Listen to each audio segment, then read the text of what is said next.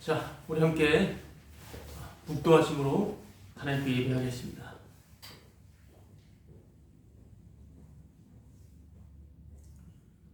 여호와는 크신 하나님이시고, 아멘.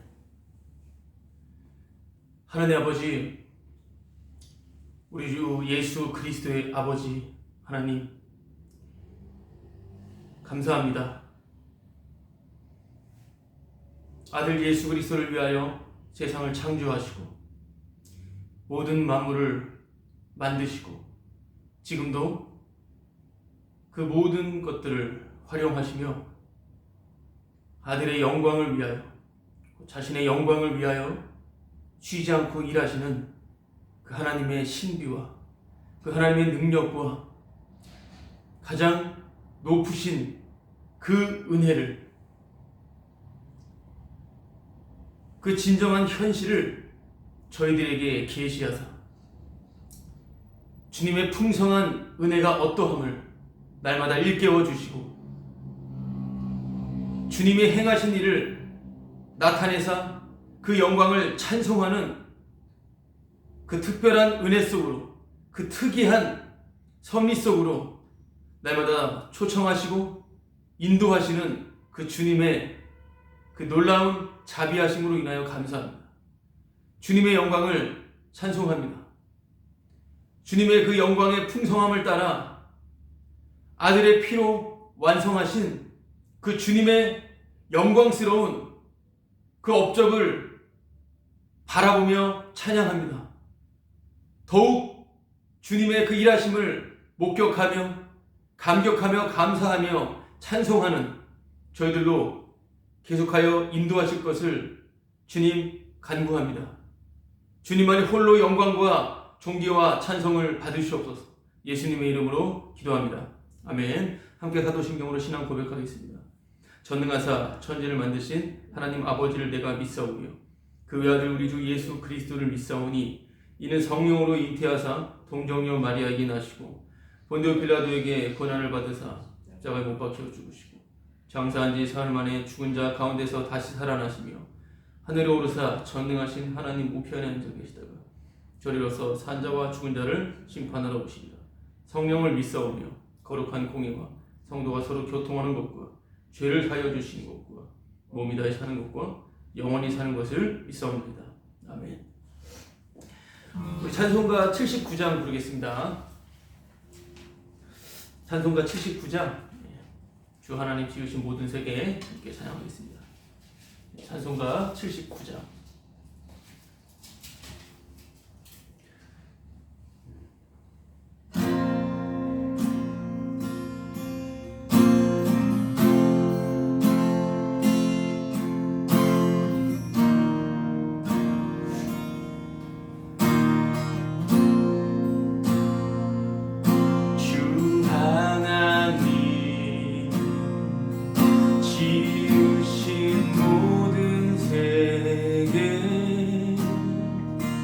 내 마음속에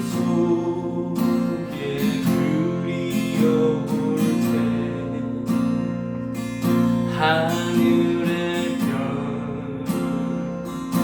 울려 퍼지는 외성 주님의 권능 우주에 찬네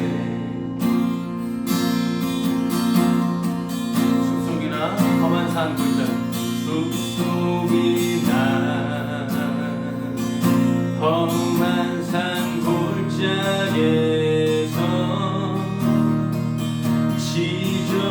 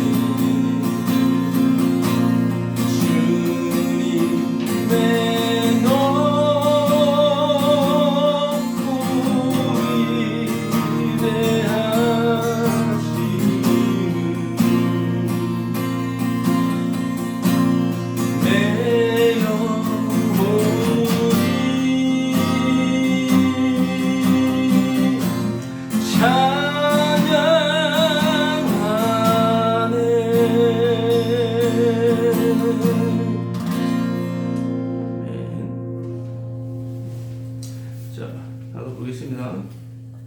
찬송가 150장 150장 갈보리 선임에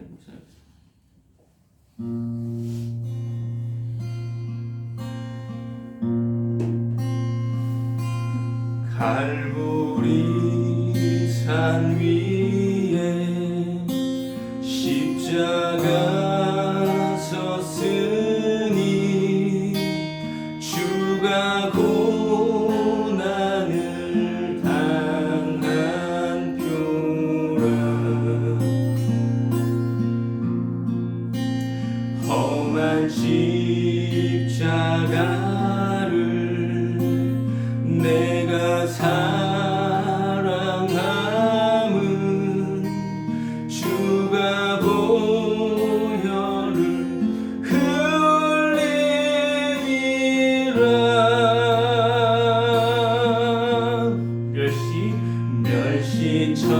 멸시천대 받은 주의 십자가에 나의 마음이 끌리도다 귀한 어린 양이 세상 죄를 지고 험한 십자가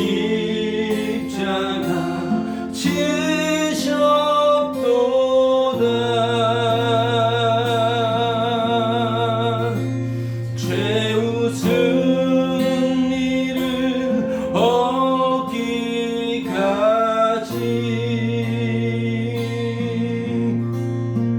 주의 십자가 사랑하리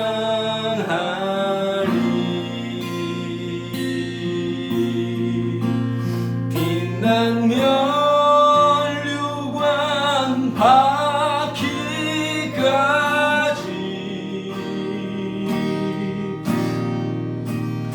험한 십자가 붙들겠네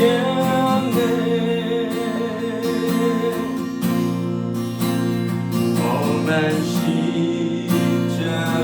십자가에 주가 흘린 피를 믿는 만으로 바라보니 나를 용서하고 내 죄 사하시어 주가 흘리신 보혈이라 주님 예비하신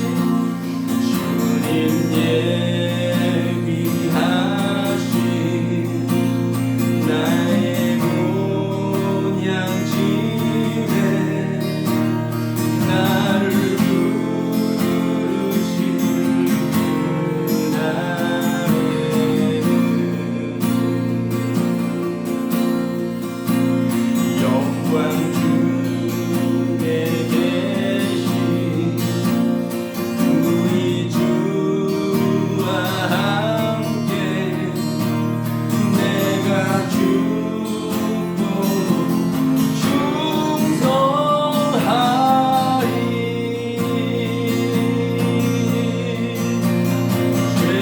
죄웃은 이를 얻기까지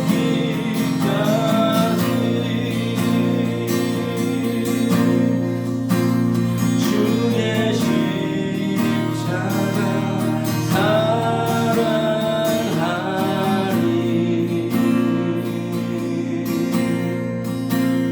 빛난 면류관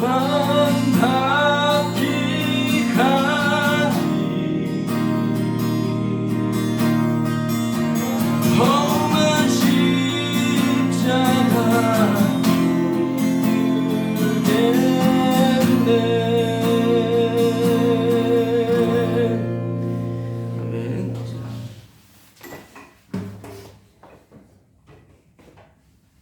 함께 나눌 하나님의 말씀은 로마서 4장 1절에서 12절까지 말씀입니다.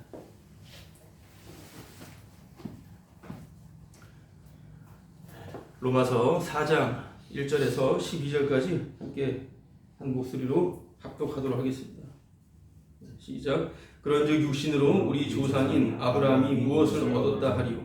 만일 아브라함이 행위로서 의롭다 하심을 받았으면 자랑할 것이 있으려니와 하나님 앞에서는 없느니라. 성경이 무엇을 말하느냐? 아브라함이 하나님을 믿음에 그것이 그에게 의로 여겨진 바 되었느니라. 일하는 자에게는 그 삭시 은혜로 여겨지지 아니하고 보수로 여겨지거니와 이를 아니할지라도 경건하지 아니한 자를 의롭다 하시는 이를 믿는 자에게는 그의 믿음을 의로 여기시나니 이란 것이 없이 하나님께 의로 여기심을 받는 사람의 복에 대하여 다윗이 말한 바 불법이 사함을 받고 죄가 가려짐을 받는 사람들은 복이 있고 주께서 그 죄를 인정하지 아니하실 사람은 복이 있도다 함과 같으니라. 그런즉 이 복이 할례자에게냐 혹은 무할례자에게도 무릇 우리가 말하기를 아브라함에게는 그 믿음이 의로 여겨졌다 하노라. 그런즉 그것이 어떻게 여겨졌느냐? 할례시냐 무할례시냐? 할례시가 아니오 무할례시니라. 그가 할례의 표를 받은 것은 무할례시의 믿음으로 된 의를 인친 것이니 이는 무할례자로서 믿는 모든 자의 조상이 되어 그들도 의로 여기심을 얻게 하려 하십니다. 아멘. 오늘 읽은 로마서 4장 들어가게 됐는데요. 1절을 보면 그런즉 육신으로 우리 조상인 아브라함이 무엇을 얻었다 하리요? 이렇게 시작을 합니다. 여기서 그런즉이라고 하는 접속사를 사용함을 통하여 3장에 말했던 그 논증을 계속 이어가고 있는 것을 우리가 보게 되죠. 특별히 3장 31절 말씀을 보면은 우리가 믿음으로 말미암아 그런즉 우리가 믿음으로 말미암아 율법을 파기하느냐? 그럴 수 없느니라. 도리어 율법을 굳게 세우느니라. 이 논증 이러한 말씀들을 3장에서 언급을 했고 이렇게 맞춰지면서 사실 뭐 장절이 없었으니까 이어지는 내용입니다. 그러니까 믿음은 율법을 파기하는 게 아니라 율법 자체를 뭐 없애고 폐기시키는 게 아니라 도리어 율법을 굳게 세운다라고 하는 그러한 말씀이에요. 이러한 사실을 지난주에 나눴었고 오늘 계속해서 그 논증을 이어받아 특별히 아브라함과 다윗에게 있었던 그 사건들을 통하여서 그것을 언급함을 통하여서 그러한 사실을 더 설명하고 있다라고 하는 것을 우리가 볼 수가 있죠. 어떤 것을 설명한다고요? 믿음은 율법을 파기하는 게 아니라 도리어 굳게 세운다라는 거. 지난주에 그 나눴던 것은 율법과 율법의 행위를 좀 나눴던 것을 또 말씀을 드렸어요. 율법의 행위로 구원을 얻고자 하는 것, 구원 받은 것을 유지시키려고 하는 행동들, 율법 자체의 본 의미가 또한 있음을 말씀을 드렸고요. 그것을 오늘 4장 말씀을 통해서 오늘 어떤 본문을 통해서 더욱 한번 보도록 하겠습니다. 깨달음이라고 하는 것은 우리가 살아가면서 여러 가지 깨달음들이 있죠. 미처 몰랐던 것들을 깨닫기도 하고 공부를 할 때나 학업을 할 때나 또 인생 살아가면서 깨달음들이 있습니다. 성경을 통해서 어떤 종교적인 깨달음도 있고요. 깨달음에는 두 종류가 있습니다. 생각해 볼 때 십자가의 깨달음이 있고요. 사람의 깨달음이 있습니다. 물론 이 사람의 깨달음 안에 십자가의 깨달음도 함께 들어있음을 간과할 수는 없습니다. 한마디로 사람의 깨달음 안에 십자가를 깨닫는다라고 하는 그러한 것이 포함이 되어 있다 이것이죠. 십자가를 깨달았다라고 하는 것은 내가 십자가를 이제 알았다라고 하는 것이고 내가 그 십자가 바로 그 복음을 하나님의 말씀을 내가 믿는다라고 말함을 통하여서 깨달았다라고 그렇게 인식할 수가 있습니다. 굳이 좀 쉽게 생각을 해보자면 십자가의 깨달음이라고 하는 것은 예수님께서 그 십자가상에서 다 이루셨다라고 하는 그 다 이루신 그 십자가를 자랑하는 것이다 있다라고 하는 것을 생각해 볼 수가 있겠고요. 반면에 사람의 깨달음이라고 하는 것은 물론 그것을 내가 믿고 안 믿고를 떠나서 모든 부분에 있어서 바로 나 자신의 가치를 깨달은 것입니다. 한마디로 나를 자랑한다라고 하는 것입니다. 십자가의 깨달음은 십자가를 자랑하는 것이고 사람의 깨달음은 사람 자체인 나를 자랑하는 것입니다. 그렇게 가게 되어 있고요. 십자가의 깨달음은 자신의 존재 가치를 날마다 부인하며 부정하며 자신의 가치 없음의 자리로 날마다 끌어내려가는 것인데, 반면에 사람의 깨달음은 내가 가치 있음을 계속 유지하고자 하는 그러한 움직임이, 그러한 노력과 열심이 계속해서 있다라고 하는 것입니다. 또한 십자가의 깨달음은 내가 바로 죄인 괴수요, 바로 내가 사탄이었다, 내가 마귀 악마였다, 그렇게 내가 부정당하는 쪽으로 가는 반면에 사람의 깨달음은 나는 의인이다, 나는 옳다, 항상 나는 틀리지 않다, 나는 맞다라고 하는 쪽으로 가는 거죠. 뭐 단순하게 나눠봤지만 정리하자면 십자가의 깨달음이란 십자가만 자랑하는 것입니다. 십자가만 자랑한다라고 하는 것에 여러 가지를 생각해 볼 수가 있겠는데, 제가 말하는 이런 짧은 내용들 말고도 우리가 깊이 생각해 볼 수가 있습니다. 십자가를 자랑한다라고 하는 것은 곧 나의 자랑을 부인하는 것이고, 나는 아무것도 아니오라고 하는 것이고, 나는 실력 없는 자이고 나는 도무지 능력이 없는 자입니다 라고 하는 거죠. 나는 죽어 마땅한 자입니다. 그러나 사람의 깨달음은 한마디로 나의 구원에 집중, 관심, 나의 구원을 확보하고자 하는 그러한 노력, 열심이다라고 하는 거예요. 왜냐하면 보이는 게 나밖에 없기 때문에 보이는 자기를 위하여 사는 것입니다.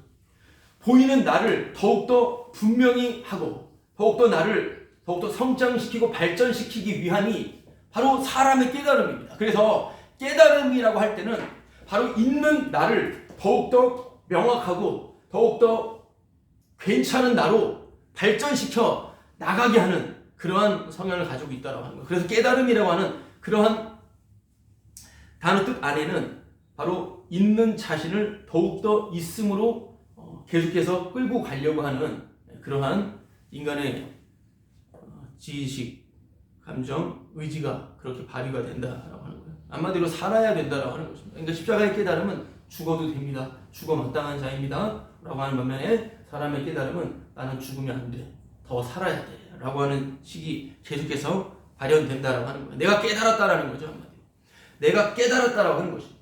그래서 안다라고 하는 것입니다. 깨달았으니까 아는 거죠. 우리도 깨달은 만큼, 저도 깨달은 만큼 말하고 생각하고 행동을 합니다. 다 똑같습니다. 종교는 깨달음이죠. 깨닫는 게 종교잖아요. 학문적인 것도, 철학도 마찬가지예요. 모든 것도 깨닫는 것.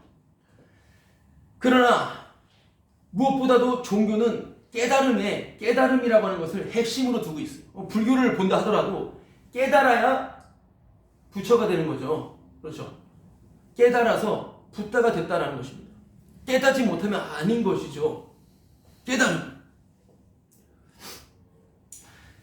그런데 잘 생각해보면 그 깊은 어떤 좀 그런 고상해 보이는 종교적인 신비로운 그런 깨달음을 잘 보면은 내가 붓다가 됐다, 내가 곧 부처가 됐다, 내가 우주와 하나가 됐다, 내가 이 세상과 하나가 됐다. 그러니까 이런 식으로 뭘 말하는 거냐면 자기를 신격화한다라고 하는 것입니다.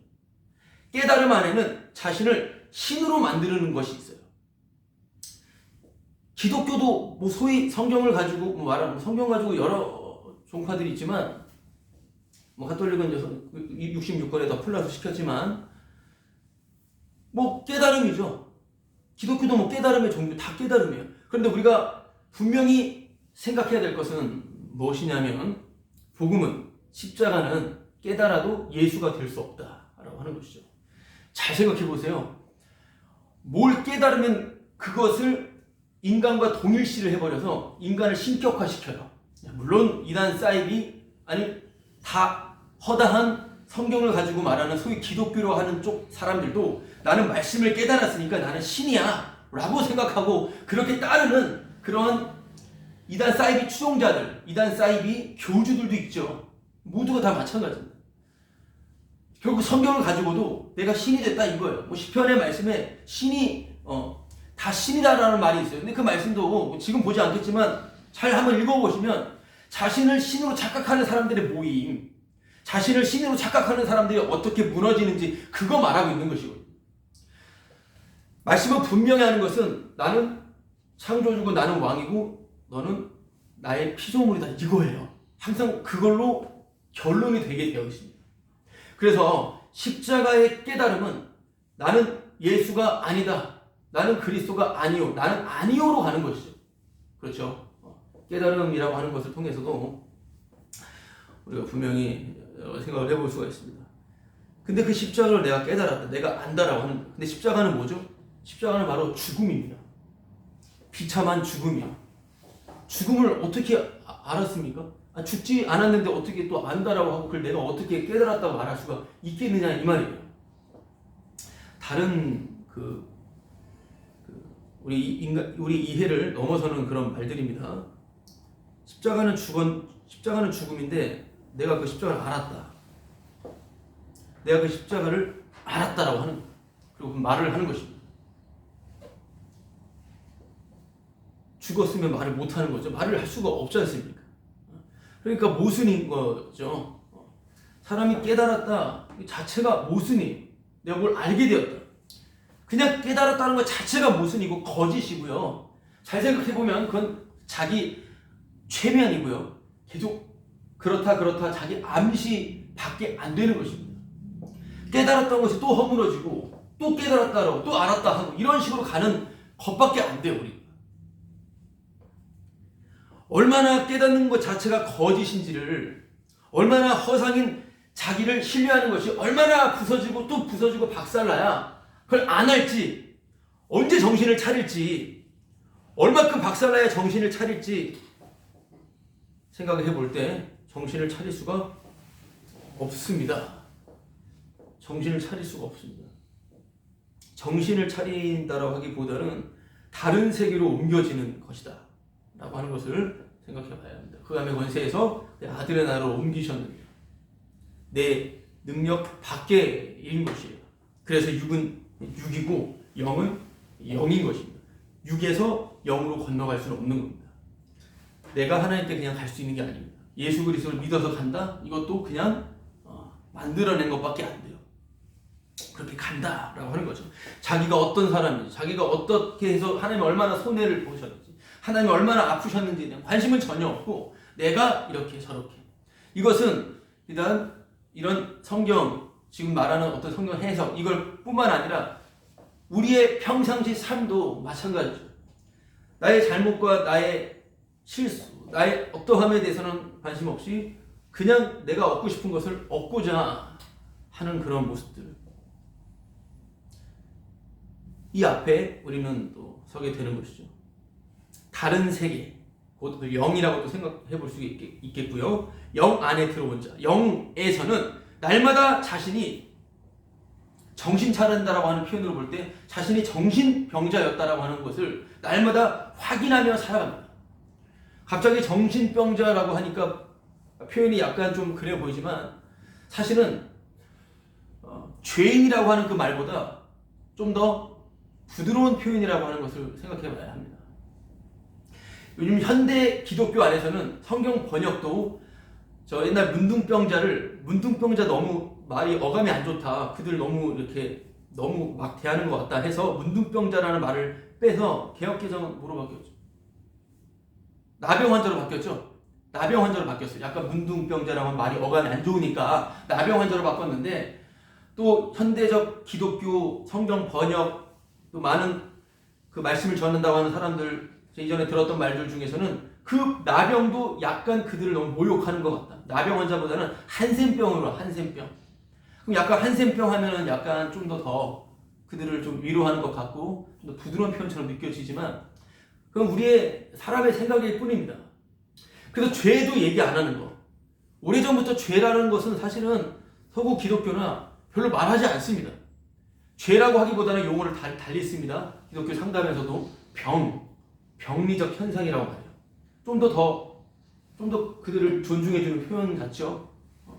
좀 더 인간의 가치를 좀 더 인정해주고 인권을 좀 더 존중해주는 표현 같은 그런 것들이요.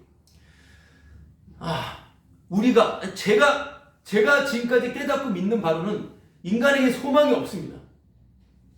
인간이 그렇게 괜찮은 존재가 아니라고 하는 사실입니다. 그렇기 때문에 정신병자라고 하는 것은 상당히 부드러운 표현이라고 하는 거예요. 내가 선악의 주체자가 되어서 내가 신이라고 하는 사람에게 정신병자라고 하는 것은 좋은 표현이죠. 어찌 보면은 현대적 표현일 수도 있다라고 생각을 해볼 수가 있습니다. 죄인입니다. 그렇게 영 안에 있다, 다른 세계에 있다라고 하는 것은 내가 그렇게 정신을 차린다라고 하는 것, 정신 차리는 것 자체도 죄구나. 내가 갖고 있는 상상에서 더욱더 나아가려고 하는 자세도 있으니까. 정신 차림 자체도 죄가 되는 그런 식으로의 정신 차림, 이 영 안에서 나타나는 모습으로 생각해 볼 수가 있는데요. 인간의 본성은 더 나아지지 않습니다. 개진되지 않습니다. 그냥 항상 같은 자리입니다. 죄인의 자리, 인간의 본성은. 그런데 어떻게 인간이 개진되어지며 완성된 온전한 그런 상태에 이르게 될 것인가 라고 하는 그런 관심, 그것에 대한 연구, 이런 것을 가지고 철학이라고 합니다. 고대 때부터 그랬습니다. 계속 인간이 어떻게 개진되어지며 어떻게 완전한 그런 상태에 이르게 되는지를 보려고 하는 시도, 이게 철학이다라고 합니다. 한마디로 인간 구원입니다. 인간이 더 나아지고자 하는, 더 괜찮은 그런 상태에 이르게 되는 것에 대해서 집중하고 그것을 가르치고 그것을 계속해서 주입하는 것, 바로 철학의 핵심이죠. 이런 철학 지식, 이런 철학 사상의 바탕 위에 성경을 접목시켜서 만들어낸 것을 가지고 신학이라고 합니다. 모든 것은 철학 플러스 성경을 가지고 신학이라고 하는 것을 만들었습니다. 이거 어떤 특정한 사람들이 만든 게 아니라 바로 저도 그렇고 우리 모두도 그렇고요. 각자 모두, 아이들도 그렇고 중일학교 학생들도 마찬가지입니다. 각자 자신의 지금까지 경험들, 그 철학 사상들을 가지고 성경을 대입시켜서 사고를 한다라고 하는 것이죠. 모두가 신학자예요, 사실은. 이런 의미에서는 다. 근데 어떤 신학은 이런 게 있어요. 어떤 신학에서는 그 육, 그리고 혼, 영이 있다. 인간을 3등분으로 나눈 건데, 3분설로 나눈 건데요. 인간 자체의 존재를, 인간을 연구해 볼 때, 육인 인간이 기본적인 혼의 생명이 있는데, 그 혼의 생명으로 살면 안 된다. 주님의 구원함을 입은 사람들은 그 혼 안에서 영이 뚫고 나와야 된다. 주님의 영으로 살아야 된다. 자, 이런 표현들, 좀 더 업그레이드, 좀 더 발전되면서 이런 표현들이 더욱더 구체화가 되는데요. 자, 3분설이나 2분설. 이거 지금 시비 거는 것 자체에 별 의미 없습니다. 2분설, 사람은 영혼과 육신으로 되어 있다. 이거 자체도 사실은 좀 더 분명하게 볼 때는 영과 육은 하나님의 약속 안에 있으면 영이고 약속 밖에 있으면 육으로 봐야 됩니다. 그러지 않으면 인간의 관점에서 2등분법으로 나눠서 영혼과 육신을 따로 해서 영혼은 구원받고 육신은 이렇게 하고 저렇게 하고 육신도 잘 되고 육신은 잘못해도 되고 이런 식의 사고방식이 나온다라고 하는 것입니다. 아까 3분설을 말했을 때는요. 이것은 처음에 좀 더 분명히 말했던 사람은 2세기 때 클레민트라고 하는 사람이 있습니다. 클레민트라고 하는 2세기 교부들 가운데 있는 그대 교부들, 교회의 사도 이후의 아버지들이라고 불리는 그들 가운데 있었던 사람들 중에 한 명인데요. 그 클레민트라고 하는 사람은 아주 박학다식했고 철학과 문학에 매료가 되었던 사람. 문학 아주 뛰어난 그런 수상 능력이 있었고 철학과 문학을 가지고 성경을 해석해서 젊은이들에게 인기가 아주 좋았습니다. 그가 있었던 학파는 이집트인가요? 알렉산드리아 학파라고 하는 학파가 있어요. 반대로 안디옥 학파라고 하는 학파도 있고요. 특별히 안디옥이라고 하는 학파에서는 좀 더 그 저자 중심에서의 가르침들을 나눴습니다. 저자 중심. 근데 밑에 저 알렉산드리아 쪽 사람들은 좀 더 듣는 사람 입장, 독자 중심. 그러니까 다 똑같아요. 지금 말씀드리는 것은 이쪽이 옳다, 저쪽 옳다 이거 자체도 의미 없습니다. 한쪽은 독자 중심이었고 한쪽은 저자 중심이었다라는 거예요. 저자 중심이었다라고 하는 것은 그냥 너무나 인정머리 없이 성경 내용만 얘기했다라고 하는 거예요. 너무 관심이 없는데. 독자 중심은 뭡니까? 말 그대로 듣는 사람으로 하여금 와 너무 이해가 잘 되고 깔끔한 설명들. 여기서 클레멘트라고 하는 사람은 철학과 문학을 이용했기 때문에 성경을 너무나 잘 설명을 했어요. 거기서 나온 게 3분설이고요. 그 클레멘트라고 하는 사람을 그대로 그 사람이 개발했던 것을 꽃을 피웠던 사람이 있습니다. 오리게니우스라는 사람이 있습니다. 오리겐이라고 하는 사람은 교회 역사관에 2단 정제된 사람인데요. 그 사람이 꽃을 피웠습니다. 지금 제가 드리는 말씀은 뭐냐면 그 혼인데 우리가 영으로 나아가고 막 이런 말들이 있잖아요. 자, 이런 것들이 뭔가 되게 심오해 보이고 좀 더 신비로워 보이고 좀 더 영적인 것 같이 보이잖아요. 혼에서 뭐 막 영적인 사람이 되라 이런 것들이요. 근데 이게 출처가 어디예요? 출처가 철학이라고 하는 것입니다. 그들은 이미 그냥 계속해서 기독교에 많은 해력이 있었음을 그 역사 안에서 말해요. 그 말하는 사람들도 다 그냥 그렇게 다 지내왔던 것입니다. 다 그런 성향들이 사람은 다 똑같기 때문에 항상 있어요. 한쪽은 사람 중심으로 좀 얘기를 잘 해줘서 잘 풀어줘서 하는 사람이에요. 한쪽은 뭔가 좀 딱딱하지만 이쪽만 말하는 사람. 물론 두 개 다 섞으면 최고죠. 최고입니다. 사람들이 그렇게 하는 것이죠. 영혼육하면 뭔가 되게 영적인 것 같지만 그게 철학이다라고 하는 거예요. 뿌리가. 본인들은 철학, 우리는 철학, 이런 신학, 이런 인간의 지식, 교리, 이런 거 막 손살을 치는데 사실은 정작 본인들이 출처가 철학으로 육적 지식으로 똘똘 뭉쳐있는 가운데 있다라고 하는 것을 절대로 알아차릴 수가 없습니다. 본인이 알아차릴 수가 없어요. 세뇌가 되어버립니다.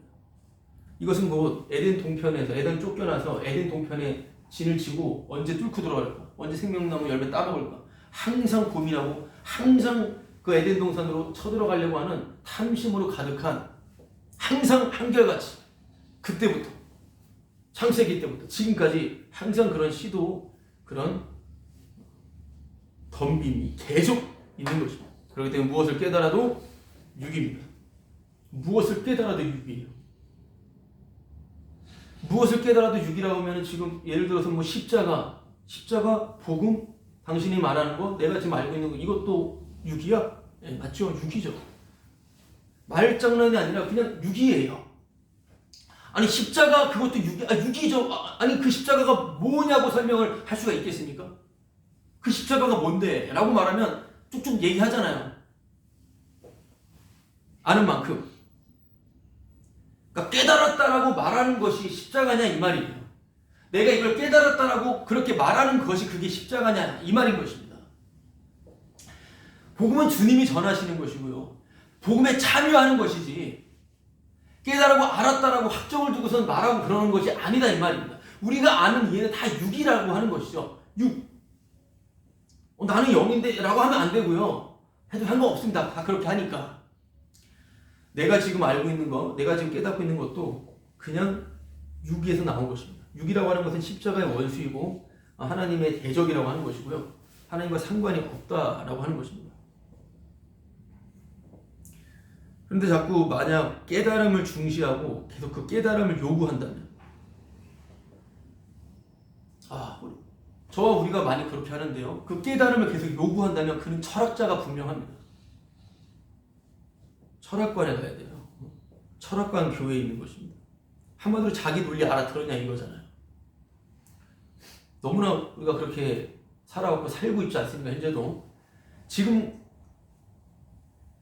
내 논리를 알아들었냐 이 말이에요. 깨달아야 구원이라고 하는 것이죠. 지금 내가 알고 있고 내가 믿고 있는 이것을 너가 지금 깨달아야 된다고 하는 것입니다.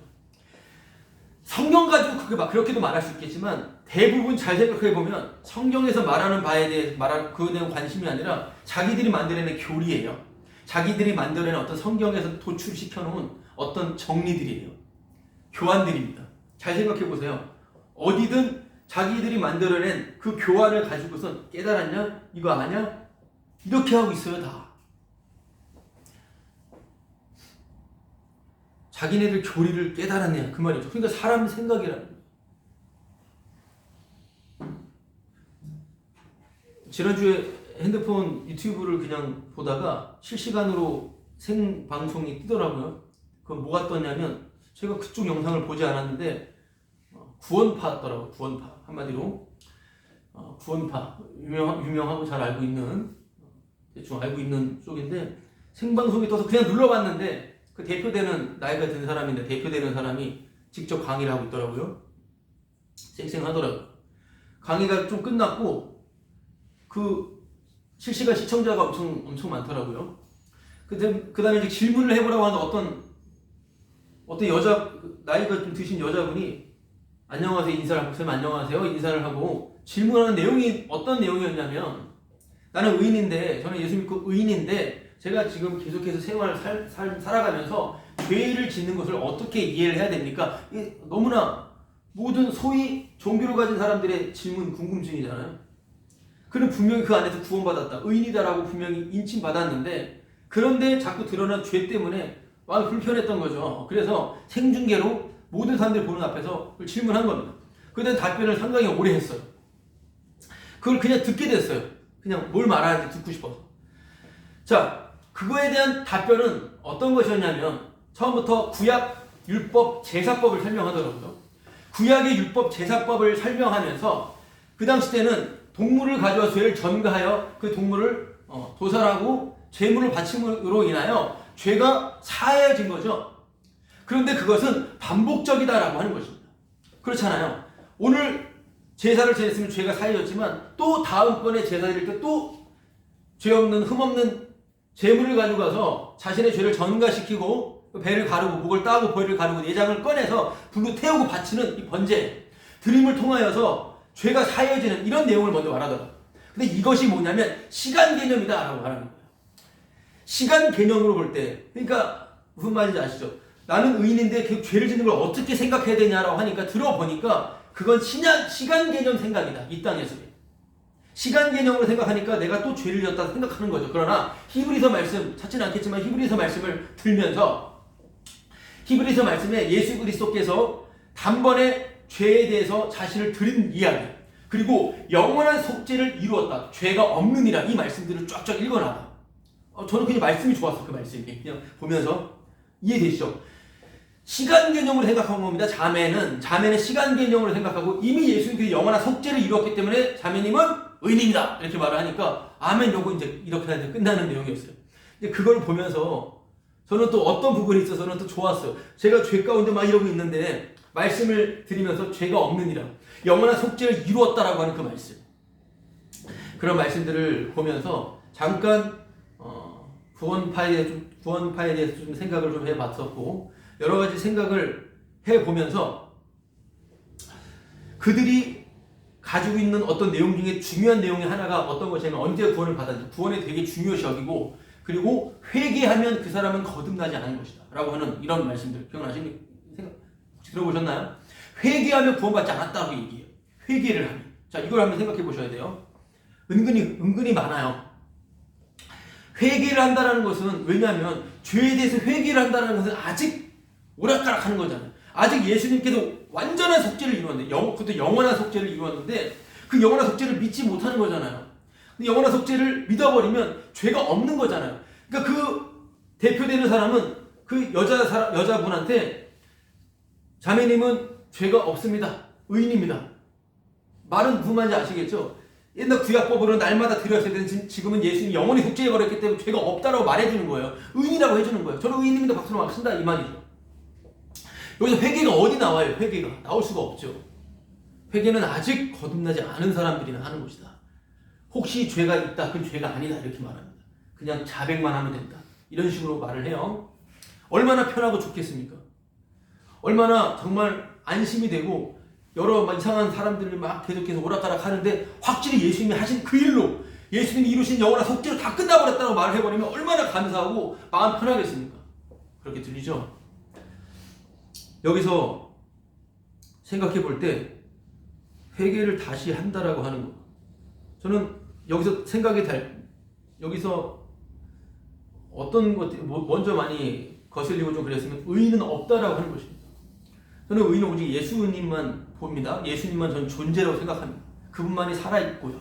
다 모든 것은 예수님의 존재를 드러내기 위한 하나 없어질 사건뿐이고요. 우리도 있어 보이지만 그냥 사건이라고 생각하는 거죠. 또 존재로 드러나려고 하니까 힘들고 어려운 건데 다시 주님이 사건을 만들어보는 은혜가 있죠. 성도에게는. 그런데 예수님만 의인인데 자꾸 자기들 의인 타령하고 있다는 그것과 회개를 할 필요 없다라고, 회개하는 것 자체가 문제 있음을 그걸 생각해 볼 때 왜 그런 현상이 나오는가를 생각해 볼 때 이것은 구원에 관심 두고 있기 때문에 그렇다는 걸 생각하게 되었어요. 구원에 집중하고 자기 구원에 관심을 두고 있으니까 회개는 필요가 없다라고 하는 그러한 논리가 나온다라고 하는 거예요. 무슨 말이냐면 구원받은 자는 구원받았기 때문에 이거는 안 해도 되고 이거는 해야 되는 것이고 라고 하는 그러한 논리가 나온다라고 하는 거예요. 구원받았기 때문에. 구원 못 받아서 회개하고 날마다 질질 짜고 힘들어했는데 예수님이 이루신 그 일 구원 받았으면 왜 하냐 이 말이에요. 구원을 받았다 이 말이죠. 한마디로 구원을 받았기 때문에 할 필요가 없다 이 말인 거예요. 이해되시죠? 회개 안 하는 이유가 구원 받았기 때문에. 잘 생각해 보세요. 십자가를 안다, 복음 안다 하는데 죄 주님을 위해 드러나는 건데 회개를 왜 해? 회개하는 것 자체가 마치 다시 옛날로 돌아가서 약간 뭔가 좀 문제 있는 것처럼 생각해 봐요. 그래서 제가 분명히 말씀드리는 것은 저는 그들은 그렇게 믿든 말든 상관없이 제가 가지고 있는 것은 회개는 지속적이어야 된다라고 하는 것입니다. 지속적 회개라고 하는 것을 저는 강력하게 말하는 바, 주장하는 바라고 하는 것입니다. 지속적 회개를 말하는 것입니다. 지속적인 회개. 지속적인 회개와 믿음 말입니다. 자, 회개를 언제 했습니까? 회개를 언제 했나요? 라고 만약에 물어볼 때 왜 해? 또 일반 종교 일반 그냥 소위 초신자의 사람은 맨날 하는데 맨날 넘어지네 이렇게 말하겠죠 그냥. 그리고 어떤 또 부류들은 강경한 신자들은 왜 하냐고 주님이 다 이루었는데 왜 또 옛날로 돌아가고 왜 회개를 해야 되는데 이런 식으로 생각을 하게 되고요. 또 10년 전에 했나? 5년 전에 했나? 1년 전에 했나? 지난주에 했나? 라고 이렇게 말을 하게 될 때 회개한 지가 꽤 됐는데 라고 만약에 생각하고 말한다면 사실 그것은 상당히 문제 있음을 분명히 지적을 받아야 된다 이 말입니다. 회개는 지금도 해야 되는 것이죠. 곧 성령이 박혀버려 새 언약이 갖다 박혔다. 새 언약이 박히지 않았으면 내가 말씀을 지켰을 때 괜찮고 못 지켰을 때 죄로 고백을 하는데 성령이 내주 세례로서 우리에게 오게 되면 늘상 자주 말씀드린 것처럼 뭘 해도 죄가 된다 이 말이죠. 제가 말하는 회개는 뭘 해도 죄라고 하는 것입니다. 무엇을 해도 죄라고 하는 것이에요. 내가 뭘 해도 죄인데 내가 또 죄인이네. 이래서 내가 죄인인 것이 기쁘고 좋아. 이걸로 끝난다면 그게 뭐예요? 인간 구원 아닙니까? 자기 구원이에요. 끝은 오직 알파와 오메가는 예수님이에요. 성도는 자기 구원을 위해서 성도 구원한 게 아니라 예수 그리스도의 십자가 사건 앞에 그리스도의 십자가 가해 주신 일 앞에 그 영광스러움 앞에 감사 찬미하게 하기 위하여 구원이잖아요. 그렇기 때문에 자신의 죄인됨에 있어서 죄인인 거 끝나고 이런 것이 아니라 바로 십자가 지시고 부활 승천하신 바로 그 왕 되신 예수님께 감사하는 것, 그분 영광을 찬양하는 것, 바로 그것이 구원의 의미이고 그것이 바로 지속적 회개라고 하는 그러한 주님과의 사랑 관계, 주님과의 관계 안에서만 나오는 그러한 모습들인 것입니다. 십자가로 기쁘고 감사해야지 내가 이렇게 된 어떤 논리에 내 어떤 깨달음으로 인해서 자기 만족을 삼고 하는 건 아니다라고 하는 거예요. 계속 말씀을 드리는 것은요, 모든 것은 내 구원용이 아니다. 예수님의 증거, 예수님을 증거하기 위한 것이다 라고 하는 것을 절대 잊으면 안 됩니다. 말씀 하나 읽어드리겠습니다. 요한일서 1장 8절 10절.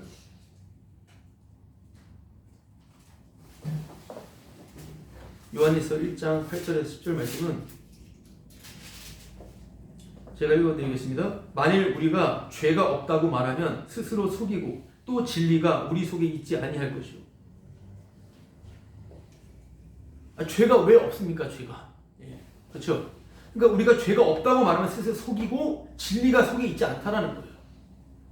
만약 우리가 우리 죄를 자백하면 그는 미쁘시고 의로우사 우리 죄를 사하시며 우리를 모든 불의에서 깨끗하게 하실 것이요.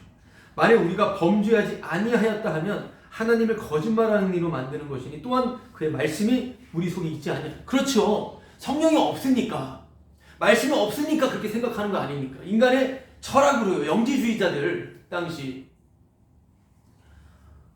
주님을 사랑한다면 그 죄를 미워하는 거 당연한 거 아닙니까? 그 미워해야 돼라고 하는 게 아니라 지금 말씀을 드리는 거죠. 드리는 말씀들은 해야 되는 게 아니라 나타나는 것을 확인하는 거죠. 같이 서로. 그렇죠. 아직 사랑한다면 그 사람이 싫어하는 거 안 하려고 노력하는 거죠. 그냥 부족해도 어렵더라도 좀 어렵지만 많이 어렵지만 그러니까 영의 인도하심은 끊임없이 자신의 죄를 보게 만드는 거예요. 영의 인도하심은 끊임없이 자신의 죄를 보게 돼요. 나이가 들면 들수록 시간이 지나면 지날수록 이런 죄인이었는가 끊임없이 보게 되는 것입니다. 이것에 빨리 죄 해결하고 싶어가지고 막 어디 가가지고 이런 식으로 자기 합리화, 자기 암시하지 말고 끝까지 그 죄의 처절함을 막 봐야 되는 거예요. 근데 그렇게 만들어야 주님은 이리저리 움직인다 하더라고요. 자기 죄를 보지 못하고 내가 그 죄로 지옥 간다는 걸 알지 못한다면 어찌 죄사함의 은혜를 알겠습니까? 그렇죠. 내가 지옥 간다는 걸 아는 것이 비례하여 주님의 그 은혜, 죄 용서, 죄사함의 그 은혜가 어떠한 것인지를 알게 되는 겁니다. 그러니까 죄 없는 곳엔 죄사함의 은혜도 없다. 죄가 없는 곳엔 은혜도 없는 거예요. 그러니까 죄를 가지고 내가 해결하려고 하는 노력이 아니라 말씀드리는 것은 주님의 은혜의 영광을 찬송하게 하기 위하여 그 죄가 지금 이용되고 있잖아요. 그런 주님의 뜻 안에 안다라고 할 것이 아니라 주님과의 생명적 사랑의 관계 안에서 나오는 것들, 그걸 말하고 있는 것입니다. 근데 다시 죄를 보고 또 회개한다 이렇게 버리면 개가 토하고 돼지가 토하는 것으로 뒹구는 것과 같다라고 하는 그런 말들은 성경을 거꾸로 잘못 오히려 더러운 것이 해석이다라고 하는 것입니다. 죄사함의 은혜는 내 구원을 위한 게 아니죠. 죄를 사해준 그 은혜는 내 구원을 위한 게 아니죠. 말씀드린 대로 바로 은혜의 영광을 찬송하게 하기 위함이다라고 하는 것입니다. 내 구원으로 생각하니까 이제는 회개도 필요 없어. 이런 식으로 자꾸 철학적으로 만들어내는 것입니다. 생명적 관계가 하나도 없게 되는 거예요. 사람만 따르게 만들어버리는 것입니다. 에베소서 말씀 하나 읽어드리겠습니다. 곧 창세전에 그리스도 안에서 우리를 택하사 우리로 사랑 안에서 그 앞에 거룩하고 흠이 없게 하시려 그 기쁘신 뜻대로 우리를 예정하사 예수 그리스도로 말미암아 자기 아들을 되게 하셨습니다. 이는 그가 사랑하시는 자 안에서 우리에게 거저 주시는 바 그의 은혜의 영광을 찬송하게 하라는 것이다. 모두가 영광을 찬송하지만 구속받은 사람만 은혜를 알기 때문에 은혜의 영광을 찬송합니다. 다 읽지는 않겠습니다. 그 안에서 너희도 진리의 말씀 곧 너희의 구원의 복음을 듣고 그 안에서 또한 믿어 약속의 성령으로 인치심을 받고 이는 우리의 기업의 보증이 되사 그 얻으신 것을 속량하시고 그의 영광에 찬송하게 하려 하십니다. 그 영광을 찬송하게 하시려고 주님의 영광을 찬송하게 하시려고 하는 구원이지 내 구원을 위한 것이 아니다 이 말인 것이죠. 바로 예수 그리스도를 증거하기 위한 주님을 위한 구원인 것입니다. 그렇기 때문에 지식적인 깨달음 그런 알면 그 말에 매이게 되는 것이고 주님과의 관계가 상당히 문제가 생겨버리게 되는 것입니다. 날마다 내가 부정되고 흔들리고 오락가락하고 부서지고 또 부서지고 박살나는 것 그렇게 내가 부인되는 바로 지속적인 회개와 믿음 이게 바로 십자가의 깨달음이다 라고 하는 것입니다. 그러니까 십자가의 깨달음은 됐다라고 말할 수 있는 게 아니라 날마다 부인되는 거예요.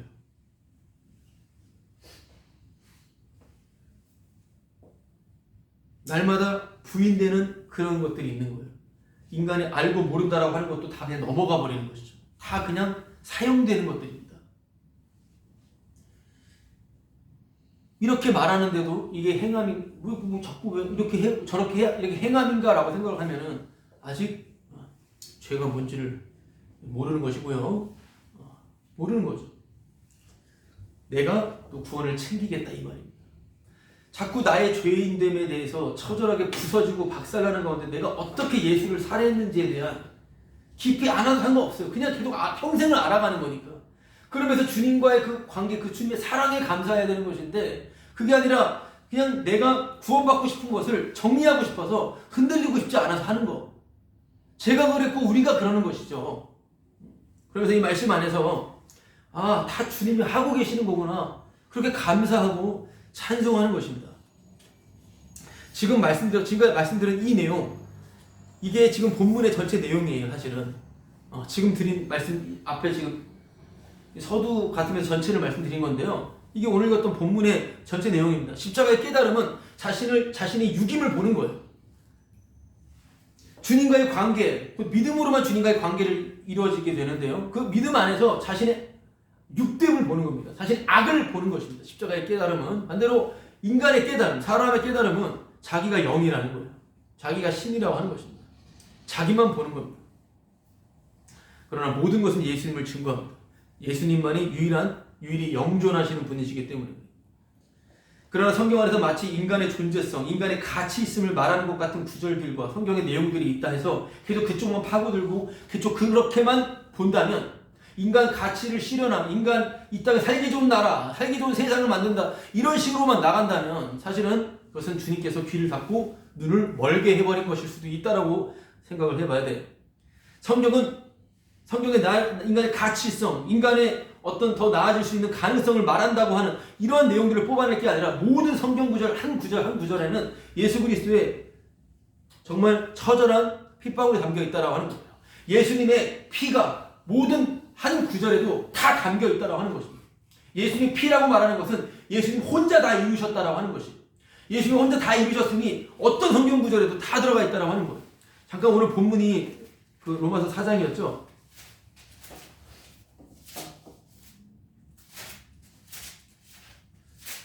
로마서 4장 말씀 보면은 제가 2절 말씀을 읽어보겠습니다. 3절 말씀. 3절 말씀. 성경이 무엇을 말하느냐? 아브라함이 하나님을 믿으니 믿음에 그것이 그에게 의로 여겨진 바 되었습니다. 여기 지금 성경에 뭘 말하느냐 이렇게 말하죠. 그럼 성경이 뭐죠? 그 성경은 어떤 성경을 말하는 것일까요? 그것은 바로 창세기 15장 6절인데요. 그것도 제가 그냥 읽어드리겠습니다.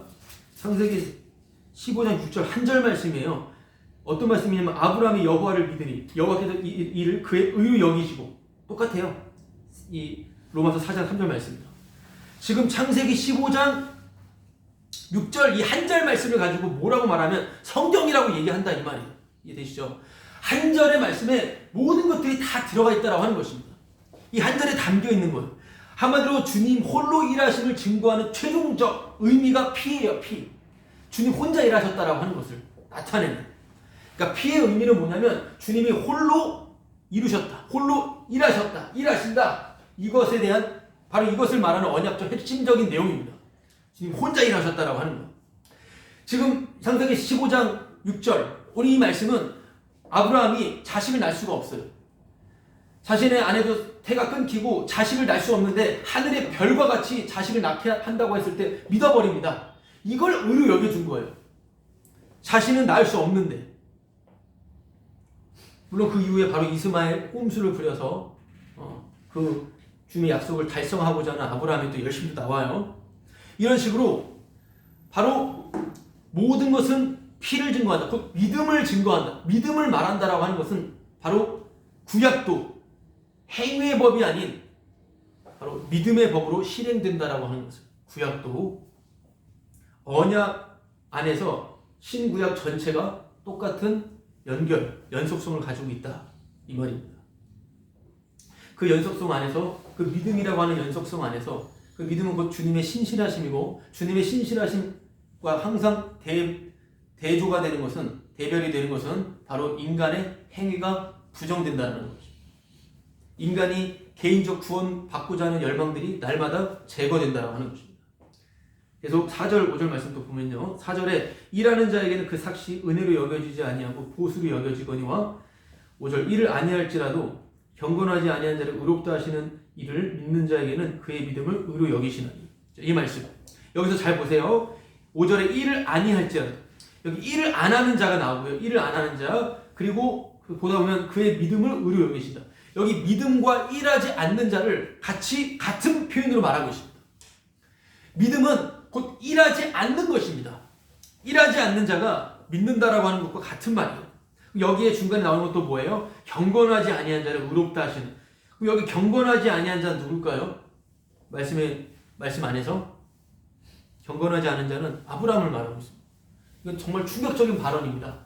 유대인들 향해서 공격하는 대적자들, 유대인 그리스도인들, 유대인들 향해서 지금 싸우겠다고 하는 편지고요. 그리고 그 로마 교회 교인들에게, 얼마 있지 않은 교인들에게 하는 말이거든요. 바울이 그 예수 그리스도께서 직접 말씀하시는 것인데, 아브라함은 그들의 조상이고요, 모델이고요, 그들이 따라야 될 최고예요. 믿음의 조상입니다. 가장 하나님께 충성된, 헌신된 자잖아요. 근데 지금 아브라함을 지금 뭐라고 지금 아주 모욕하고 지금 까고 있냐면은, 아브라함을 가지고 경건하지 않은 자라는 거예요. 경건하지 않는다라고 하는 그 표현은 뭐냐면, 경건하지 않다는 건 하나님께 예배하지 않는다라는 거예요. 하나님과 밥당을 돌리지 않는다라는 표현이거든요. 여러분, 아브라함은 언약을 지키고자 열심히 살았던 사람이에요. 하나님 말씀대로 살고자 했던 사람이에요. 근데 그를 가지고 좀 경건치 않다 이렇게 말하고 있죠. 오히려 죄인이라고 지적하고 있습니다. 그러면서 믿음으로 의라 여기심을 받는 것은 일을 안 하는 자가 보수를 얻는 것과 똑같다라고 하면서 완전히 평가절하고 있습니다. 아브라함을 이렇게. 여러분, 그러나 이것이 바로 피의 세계라는 것, 예수 그리스도의 세계, 긍휼의 세계, 용서의 세계라고 하는 것입니다. 영이라고 하는 것입니다. 그게 피의 세계예요. 일자리가 없어서 방황하는 사람들이 있어요.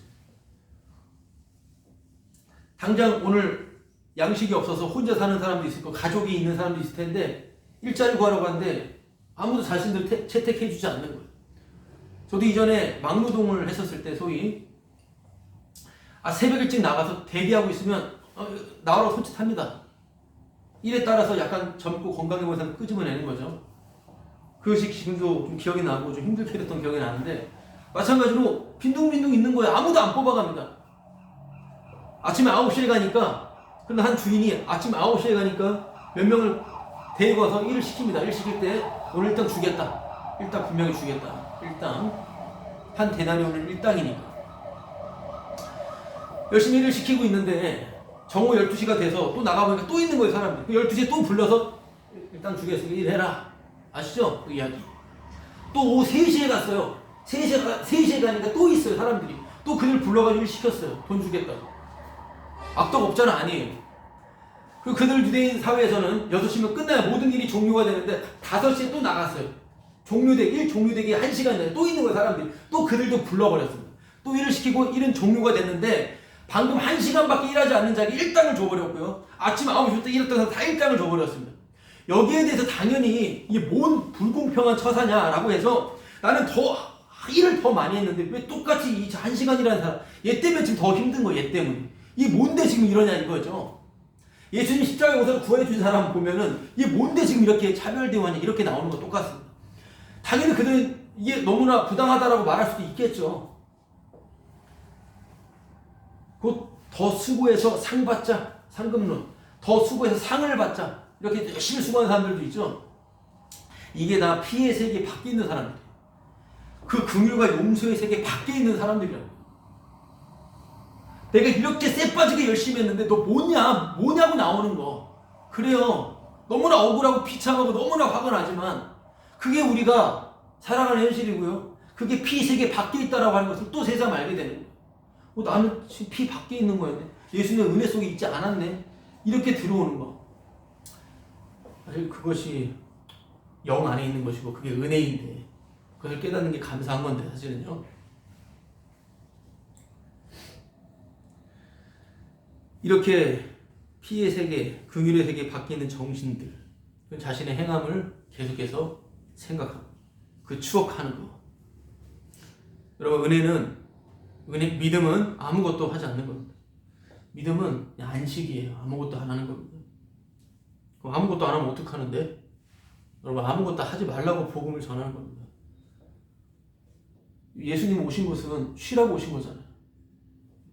아무것도 하지 말라라는 겁니다. 그냥 말 지금 그렇게 말해놓고 뭐 치고 그런 게 아니라 진짜 그 말 하는 거예요.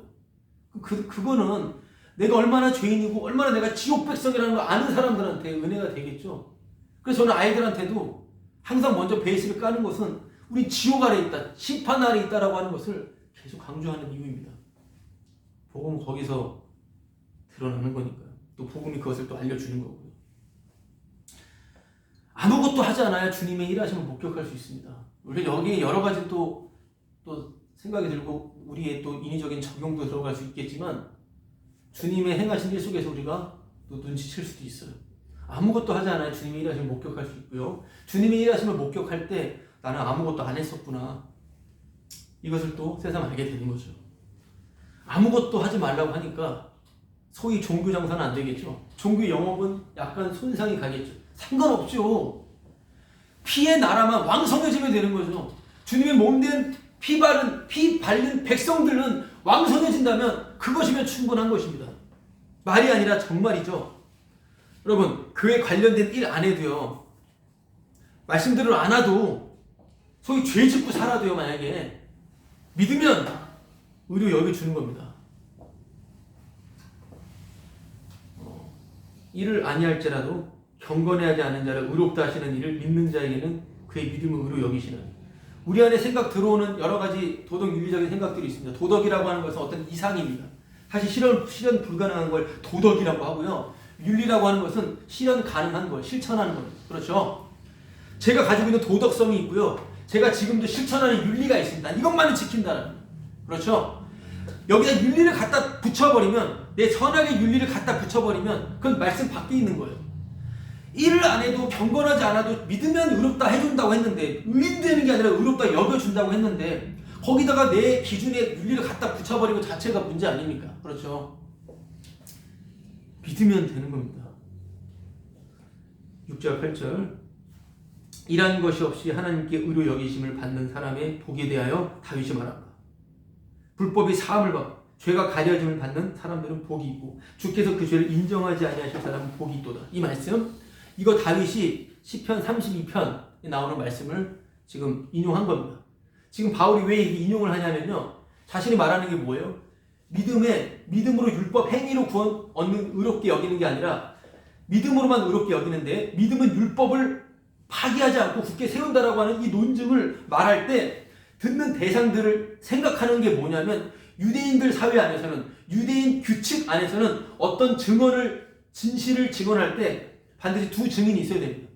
그렇기 때문에 아브라함을, 다윗을 끄집어낸 거예요. 두 증인이 있냐 이거예요. 두 증인이 있냐. 유대교의 원칙을 따르면서까지 지금 다윗의 이 고백을 인용하고 있습니다. 지금 바울이. 자, 그럼 여기서 불법의 사하심, 죄가 가려진 바, 주께서 죄를 인정하지 않는 사람. 여러분, 이거는 신약에서 예수 그리스도의 피뿌림이죠. 피의 용서와 같은 말이죠. 그럼 여기서 우리가 생각해 볼 건 뭐냐면, 이게 복이라고 했으니까 복이란 뭐냐면 아브라함부터 시작해서 다윗, 지금 현재까지 복은 은혜의 풍성함을 따라 예수 그리스도의 피로 말미암는 죄사함의 그 은혜를 찬송하는 거예요. 이게 복이에요. 복은 바로 주님의 용서예요. 용서. 주님의 하늘에 속해 신령한 복은 주님의 용서라고 하는 것입니다. 이게 복이죠. 진짜 이것만이 복입니다. 주님의 용서예요. 이렇게 지금 용서받는 걸 가지고 의롭게 여겨줍니다. 이게 지금 말이 이상하잖아요. 용서해 준 걸 가지고 넌 의인이야 이렇게 말해주는 거예요. 의롭게 여김을 받았다 이렇게 말해주는 겁니다. 바로 용서받는 것이 의로 여기심을 받는 겁니다. 내가 죄인입니다. 죄인, 괴물입니다. 이게 지금 의로 여기심을 받은 거예요. 그러니까 어떤 인간의 행위가 하나도 의미로 나타나지 않아요. 다 용서받을 죄밖에 없다라고 하는 것입니다. 내가 좀 선한 일을 행위해서 의로 여김을 받는 게 아니라 용서받았다라는 그 자체, 이상하잖아요, 뭔가. 그렇게 친히 용서하심으로 본인이 수고하시고 희생하신 예수님의 일, 그것만이 의라는 것이죠. 예수님이 용서하시기 위하여 얼마나 고생하셨습니까, 예수님께서. 그 예수님이 하셨던 그게 그의 의예요. 그의 의, 그의 나라, 그의 의. 그렇게 죄사함의 일을 하신 주님의 일을 드러내는 도구만 있을 뿐이다 이 말입니다. 모두가 심판날이 있는데 그렇게 끄집어내 주셨어요. 주님이. 그런 자들이 회개해야지 구원받아 이런 게 아니잖아요. 회개 안 해야지 구원받아 이런 게 아니잖아요. 날마다 죄인인 게 알아가면서 주님의 사랑 안에서 이게 죄였구나 아파하고 그 죄를 미워하고 넘어지고 또 그 죄를 용서해 주는 그 사실에 감사하고 주님의 그 길을 드러내기 위한 것이라는 사실에 정말 희한한 감사가 있는 것이죠.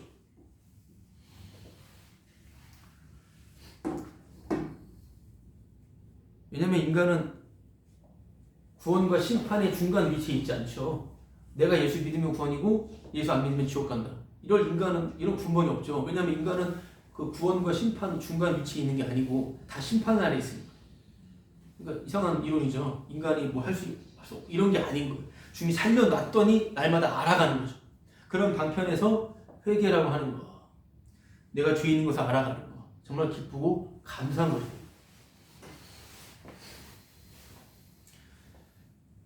(9절부터) 12절 말씀을 한 번 더 그 밑으로 또 볼게요. 지금 말씀드린 것은 다윗은 용서받은 거 가지고 의롭다 여김 받은 거예요. 누가 잘못했는데 우리한테 잘못했어. 예수님은 자기를 죽인 자들 용서하신 건데요. 엄청 해를 끼쳤는데 갑자기 용서해 줬어요. 그걸 듣고선 멍하니 가만히 황당하게 가만히 있는데 너는 내 용서를 받았으니까 너는 의로와 이렇게 말해주는 겁니다. 어이가 없는 말이죠. 믿어지지 않는 말입니다. 지금 이런 내용을 말하고 있고요. 바로 이어서 지금 이제 9절부터 또 아브라함 이야기를 합니다. 9절.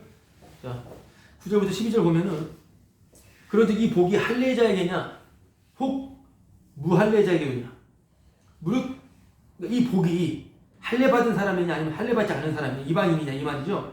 무릇 우리가 말하기를 아브라함에게는 그 믿음이 의로 여겨졌다 이렇게 하노라. 그런즉 그것이 어떻게 여겨졌느냐 의롭다라고 하는 게 할례 받았을 때냐 무할례 때냐. 근데 할례가 아니라 무할례 때 아니었냐 이 말이죠. 그럼 11절 그가 할례 표를 받은 것은 할례 받은 거죠. 할례 시행한 겁니다. 무할례 시의 믿음으로 된 의를 인친 것이다. 이는 무할례자로서 믿는 모든 자의 조상이 되어 그들도 의로 여기심을 얻게 되었다. 이 말씀 이렇게 오늘 본문이 맞춰지는데 자, 이 말씀에서는 뭐냐면 다윗이 죄 사함을 받은 걸 가지고 의로 여기심을 받았다라고 하는 것과 아브라함이 무할례의 상태에서 믿음으로 의롭게 되었다라고 하는 그것과 똑같다라고 하는 그 복이. 왜냐하면 모든 최종적 복은 용서예요. 주님의 용서. 자, 이 말은 어떤 것이냐면 11절 보면은 그가 할례표를 받은 것은 할례표는 할례를 시행한 건데 이건 17장에 나와요. 창세기 17장. 창세기 17장 이스마엘과 같이 합니다. 그리고 무할례의 믿음으로 이건 아까 15장이었죠. 17장과 15장 사이는 거의 14년 차이가 나요. 그러니까 믿음으로 의롭다함 받고 14년 뒤에 할례한 거예요. 지금 그 말하고 있는 거죠. 물론 유대인들은 17장에 우선시돼요. 할례를 받지 않으면 언약 백성에서 떨어져 나간다는 그 말씀을 중시하기 때문에 어거지죠, 어거지. 근데 다윗이 아니라 바울은 그들의 최고의 무기를 막 공격합니다. 그들이 가지고 있는 할례 사상을 공격한다 이 말이에요. 여기 인친 증거, 그러면 그렇게 이해한다고 할 때 인친 증거로 할례를 해야 되지 않느냐라고 말할 때 그걸 말하는 게 아니라 바로 의가 무엇인지를 드러내는 거예요. 할례를 시행한다는 것 자체 그 행위가 중요한 게 아니라 의가 뭔지를 드러내는 것이에요. 그 말은 곧 인간의 행위가 구원받을 수 없다라는 걸 말해주는 거예요. 주님의 작전이 좀 그래요. 다 시켜놓고 그걸 죄로 만들어버려요. 세례 안 받으면 이런 형식 안 하면은 이런 식으로 하는 거예요. 이거 안 하면 죄인이고 이런 식으로 죄를 또 만들어내신다고요. 주님이. 또 안 한다고 하는 그것으로 자기 의를 삼고 모든 것에 빠져나갈 수 없도록 만들어버립니다. 주님의 용서를 드러내기 위하여 주님의 그 영광을 드러내기 위하여 자기 백성을 향한 바로 행위 모든 걸 부정하는 거 이게 믿음의 내용이에요. 그래서 다시 말씀드리자면 할례를 받기 전에 믿음으로 의롭게 됐다라고 하는 것은 어떤 말이냐면 이 말은 쉽게 말씀드리자면 어떤 행동이 있기 전에 이미 주님은 사랑했다 이 말이에요. 인간은 불가능하죠. 아무리 내가 좋아하고 사랑했어도 꼴보기 싫은 행동을 하게 되면 너무나 싫은 거죠. 회복이 안 됩니다. 인간이 흉내낼 수 없는 거예요. 인간은 흉내낼 수 없습니다. 행동하기 전에 이미 사랑했다 이 말이에요. 처음부터 야곱을 사랑했고 처음부터 에서를 미워한 겁니다. 그 멋진 상남자였던 이 에서 말이에요. 정직했던 그 사람이에요. 열심히 살아갔던 그 사람이에요. 사기꾼 야곱을 사랑한 하나님의 사랑은 어이가 없습니다. 죄인과 창기를 사랑했던 그 예수님의 사랑은 이해가 되질 않는 것입니다. 집 떠난 탕자를 사랑한 것은 이해가 안 되는 거예요. 그 말 잘 들었던 가정일을 너무나 잘했던 그 큰형은 그렇게 멸시해버리시고, 여러분 여기서 다시 말씀드리는 것은 어떤 행동 전에 이미 사랑을 받았다. 그러면 그 주님의 행위, 그 주님의 일하심을 드러내기 위해 그렇다면 우리는 오늘도 그냥 살려진 거예요. 그렇기 때문에 내가 뭘 했다 안 했다 이걸 굳이 언급할 필요는 없다라는 것을 또 오늘 말씀 안에서 그렇구나 그걸 생각하는 거예요. 주체는 내가 아니었구나. 내가 일하고 내가 뭐 한 게 아니었구나. 내가 주체가 아니었구나. 난 존재가 아니었구나. 예수님의 존재를 드러내기 위해서 이렇게 서포트하고 있었구나. 은혜 서포트와 저주받은 서포트가 있긴 한데, 그래서 주님의 행하심을 증거하기에 나는 일한 것이 아니다. 그냥 주인이었다. 주인이었습니다. 주님 혼자 일하셨습니다. 주님 지금도 쉬지 않고 일하시네요.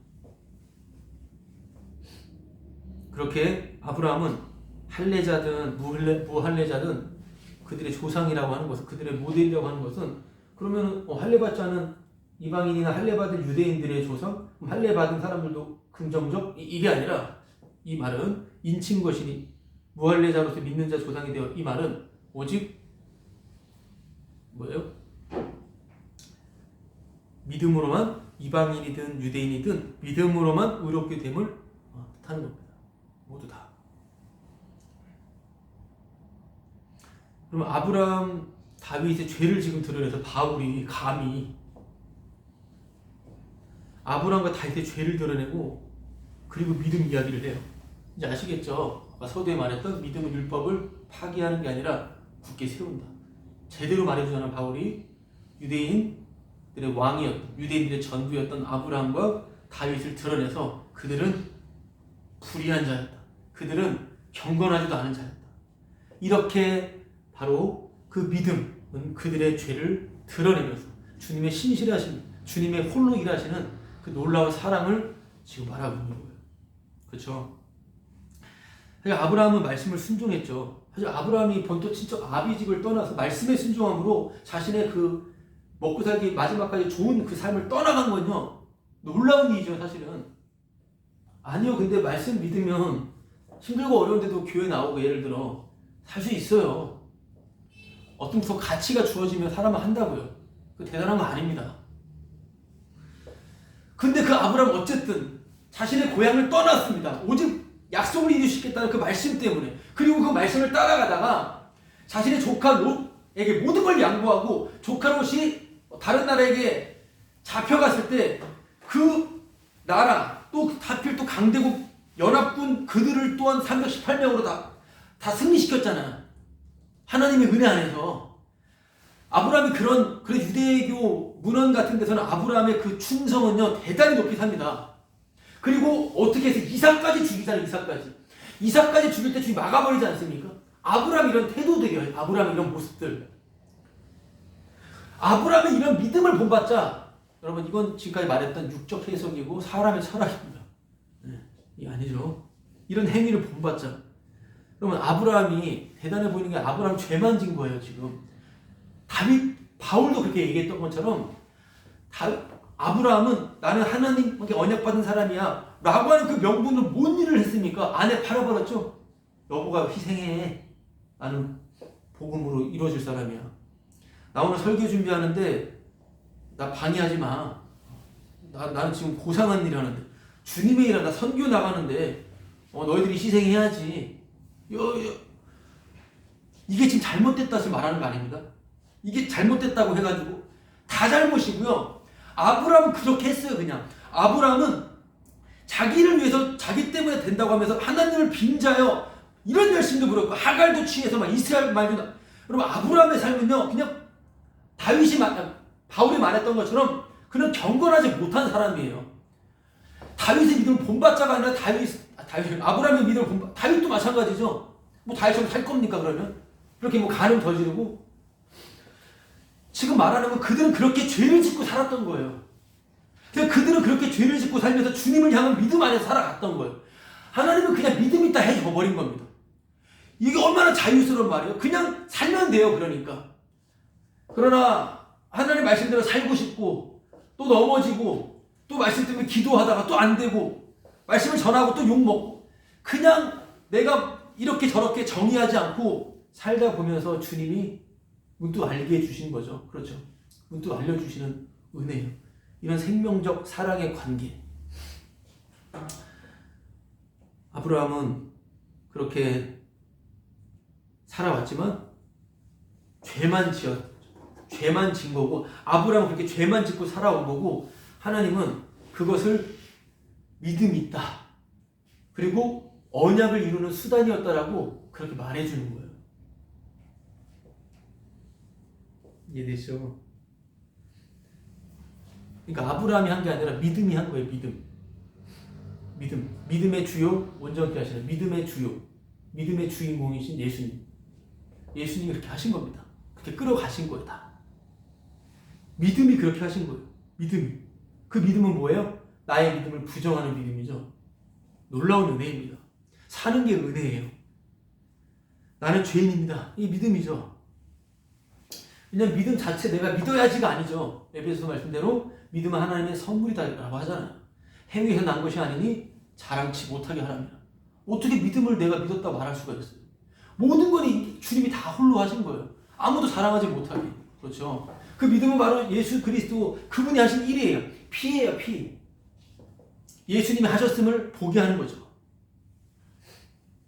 예수님이 아브라함의 아버지를 떠난 게 아니라 예수님이 아버지를 떠난 겁니다.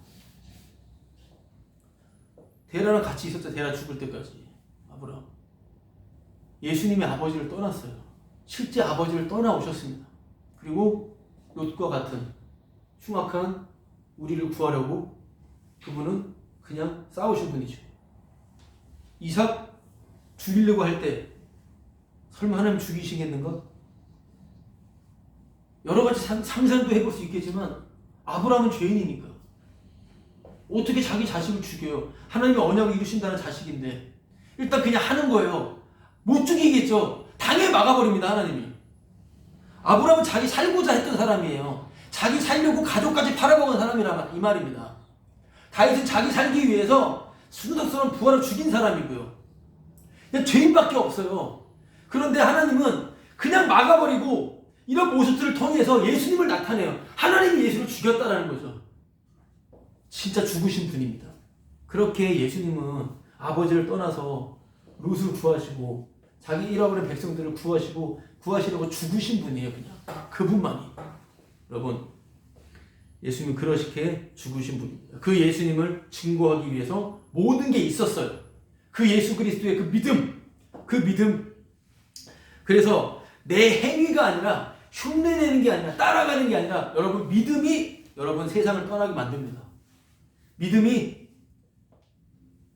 내가 안정적인 것을 떠나게 만들 거고요. 믿음이 그 한 사람 때문에 그 짜증나는 그 한 사람 때문에 나의 이 고귀한 삶이 낭비가 되는 것을 분명히 겪게 하실 것이고요. 내가 왜 이래야 되는데 라고 하는 그런 식의 낭비를 겪게 될 것이고 결국 죽게 될 겁니다. 믿음이 그렇게 하는 거예요. 그런데 바울처럼 마지막 단군의 목이 날아갈 때까지 했던 말은 내가 끝까지 믿음의 싸움을 싸울 수 있도록 주님이 은혜로 지켜줬다. 이거 놀라운 거죠. 사실 우리가 말씀을 전하고 전도한다 해서 주님이 일을 하는 게 아닙니다. 끝까지 이 악한 더러운 세상 안에서 지옥 같은 세상 안에서 끝까지 예수 그리스도 그분만을 내가 아는 만큼까지 내가 그냥 알고 모르고 날마다 내 죄인됨을 절감하고 통감하면서 주님의 그 십자가 은혜에 감사하며 나는 왜 주님 은혜 안에 있는데 왜 또 이러지? 왜 또 이렇게 왜 이렇게 무너지지라고 하면서 또 다시 주님께 구하고 이런 모습들. 그렇게 주님이 이루신 그 일에 또 찬양하는 거. 주님 십자가로 이루신 그 일을 높이는 거. 그래서 나의 나됨은 하나님의 은혜라고 고백했던 것처럼 주님, 내가 예수님의 증인으로 예수님을 드러내는 바로 그런 자로 그게 나잖아. 그게 진짜 나잖아. 예수님을 증거하는 게 진짜 나잖아. 예수님을 증거하는 나 되게 하심에 감사합니다. 여러분 이게 믿음의 삶인 거죠. 예수님을 증거하는 나 되게 하심. 예수님을 증거하는 나는 뭐예요? 죄인. 아무것도 아닌 자, 실력 없는 자, 능력 없는 자, 불쌍한 자. 그 주님의 사랑으로 만족하는 자. 예수님을 증거하는 나 되게 하시는 은혜에 감사합니다. 주님이 하셨습니다. 주님 감사합니다. 주님의 십자가만 자랑하고 그 십자가 눈앞에 밝히 보이는 가운데 그 영광을 찬양하는 것. 바로 그것이 믿음이 하는 일이에요. 내가 믿는 게 아니라 믿음이 스스로 그렇게 일을 해요. 믿음이라고 하는 것은 예수 그리스도의 믿부심이기 때문에 그렇습니다. 피. 이 말씀들 또 말씀 안에서 믿음으로 또 감사하시고 하나님께 하나님 영광을 함께 보는 본 가족 되기를 바랍니다. 찬송 부르고 마치도록 하겠습니다.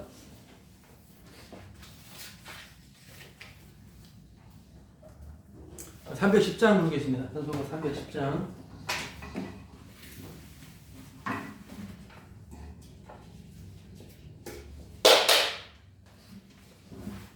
310장.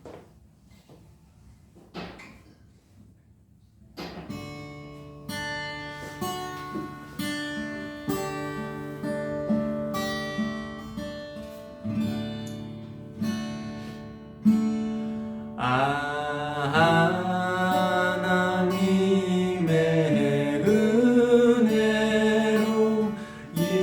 있을 데 없는 자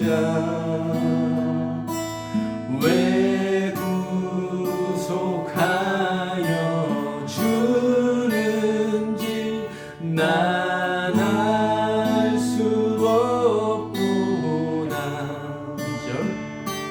왜 내게 굳센 믿음과 또 복음 주셔서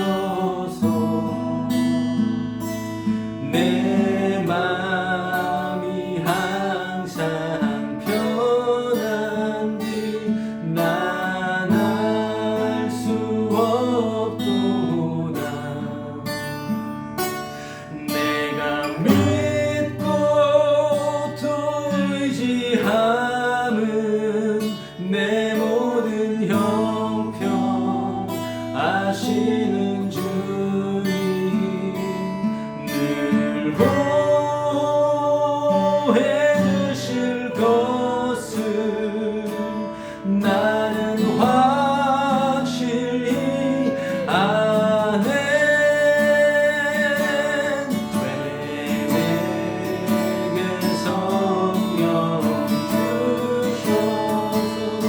내 맘 간도